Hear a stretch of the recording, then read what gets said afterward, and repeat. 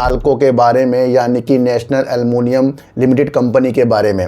National aluminium company limited, जो नाल्को के नाम से भी जानी जाती है, एल्यूमिना और एल्युमिनियम का निर्माण और बिक्री के कार्य में काम करती है। कंपनी खान मंत्रालय के तहत एक नवरत्न केंद्रीय सार्वजनिक क्षेत्र का उद्यम है। ये भारत में सबसे बड़ी एकीकृत बॉक्साइट एल्यूमिनियम पावर कॉम्प्लेक्स में से एक है। बॉक्साइट एक ऐसा धातु खनिज होता है जिससे एल्युमिनियम को बनाया जाता है। तो ये भी आप समझ कर चलना, उसमें अच्छी खासी पकड़ कम। उसी तरह में अगर मैं आपको बताऊं तो और एशिया में एल्युमिनियम के सबसे बड़े एकीकृत प्राथमिक उत्पादों में से एक है। ये एशिया का एक प्रमुख एल्युमिनियम उत्पादक है। कौन? नाल्को। और भारत में एल्युमिनियम उद्योग को मजबूत करने में महत्वपूर्ण भूमिका निभाता है। भारत की एल्युमिनियम उद्योग को मजबूत करने के लिए एक महत्वपूर्ण भूमिका निभाता है। ये एक पॉइंट करने वाली चीज़ें हैं कि किसी कंपनी से भारत के अंदर उसकी महत्वपूर्ण चीज़ों को, उसकी ये महत्वपूर्ण कदम है इसका, जिससे महत्वपूर्ण चीज़ों में भूमिका निभाता है। ये इंपॉर्टेंट चीज़ है। दूसरी तरह अगर मैं आपको बताऊं तो नाल्को अपने स्वयं के बिजली संयंत्रों से बिजली का उत्पादन करता है, यानी कि अपने ही संयंत्रों से बिजली उत्पादन करता है अपनी कंपनियों के लिए। नाल्को कार्बन पदचिह्न कम करने के लिए भी कई पहल कर रही है, जैसे कि पवन विद्युत संयंत्र और सौर ऊर्जा संयंत्र। इस तरीके के पवन और सौर ऊर्जा संयंत्र भी कंपनी अपनी पहल कर रही है। तो ये भी आप समझ कर चलना। तीसरी तरह अगर मैं आपको बताऊं तो नाल्को विदेशी मुद्रा कमाने में देश की अग्रणी सरकारी कंपनियों में से एक है। विदेशी मुद्रा यानी यहाँ से माल बाहर जाएगा तो बाहर से डॉलर, कुछ भी जो करेंसी बाहर की होती है देश के अंदर आई तो महत्वपूर्ण भूमिका निभाती है। तो एक सरकारी कंपनियों में से एक है जो विदेशी मुद्रा को लाने में देश के अंदर मदद करती है अपने कार्यों के द्वारा। चौथी तरफ अगर मैं आपको बताऊं तो उड़ीसा के अंगुल में स्थित अपने स्मेल्टर प्लांट में 4.60 लाख टन प्रति वर्ष की क्षमता है इसकी। कंपनी उड़ीसा के दमन जोड़ी में 21.0 लाख टीपीए एल्यूमिनियम रिफाइनरी और 68.25 लाख टीपीए बॉक्साइट खनन का भी संचालन करती है। अभी मैंने आपको बताया ना, बॉक्साइट एक खनिज धातु है जिससे एल्युमिनियम का बनाया जाता है। तो ये सारी खूबियाँ आज हमने कंपनी के बारे में समझा। और तीसरी अगर मैं आपको बताऊं तो नैल्को ने वित्त वर्ष 2030 तक 30,000 करोड़ रुपए की विस्तार की योजना बनाई है। हाल के दिनों में इसका पहला बड़ा पूंजीगत व्यय, जिसमें 17,000 करोड़ रुपए की एल्युमिनियम स्मेल्टर क्षमता स्थापित करना शामिल है।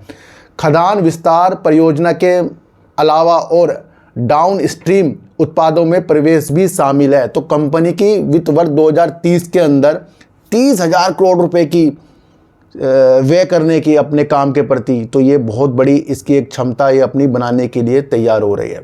तो ये सारी नीतियाँ कंपनी के बारे में थी। और अब हम कंपनी के फंडामेंटल को चेक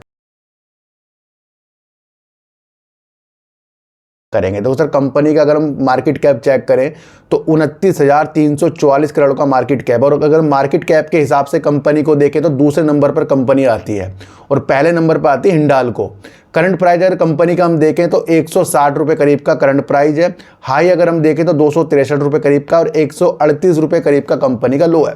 दिसंबर 2023 में कंपनी ने 3,348 करोड़ की सेल कर दी थी और 488 करोड़ का कंपनी ने प्रॉफिट कर दिया था। अभी कंपनी का Q4 का डेट हमारे सामने नहीं है। दिसंबर 2024 अगर हम देखें तो कंपनी ने अपनी सेल को कितना बढ़ाया, 4,662 करोड़ बढ़ाकर करीब 1,583 करोड़ का कंपनी ने प्रॉफिट कर दिया है। तो देखो सर, साल दर साल सेल और साल दर साल प्रॉफिट भी कंपनी बना रही है। तीसरी से अगर हम कंपनी का रिजर्व देखें तो काफ़ी अच्छा रिजर्व कंपनी के पास है, जो 14,938 करोड़ का रिजर्व है। और मात्र उधार कंपनी में अगर हम देखें तो मात्र 91 करोड़ का मात्र उधार है, चुटकियों में निपटा देगी। तो कंपनी कर्जा मुक्ति है पूरी और कहीं ना कहीं अपनी स्थितियों को आगे बढ़ाने के लिए विशेष तौर पर वर्क कर रही है। तीसरी तरफ अगर इसका हम शेयर होल्डिंग पैटर्न देखें तो वहाँ पर आपको देखने को मिलेगा मार्च 2025 का प्रमोटर 51.28% है। एफआईज ने अपनी होल्डिंग को थोड़ा सा बढ़ा दिया, 15.81% है। डीआईज कंपनी के अंदर 15.70% जो थोड़े कम हुए हैं और पब्लिक कंपनी के अंदर 17.21% है।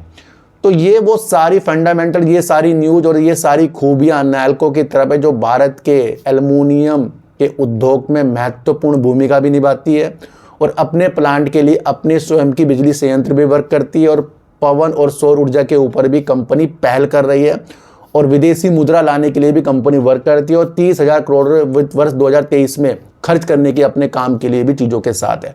तो महत्वपूर्ण कंपनी है, जिस वजह से हमने इस कंपनी का आज चुनाव किया, वो मेरे प्यारे सब्सक्राइबर है जिनका नाम है प्रवीण शर्मा जी। तो आज की वीडियो का माध्यम सिर्फ समझना है, न्यूज बेस है, फंडामेंटल और आपको एनालाइज करके मैंने जो बताया है सिर्फ समझने के उद्देश्य से बताया है, खरीदने बेचने के उद्देश्य से बिल्कुल भी नहीं बताया।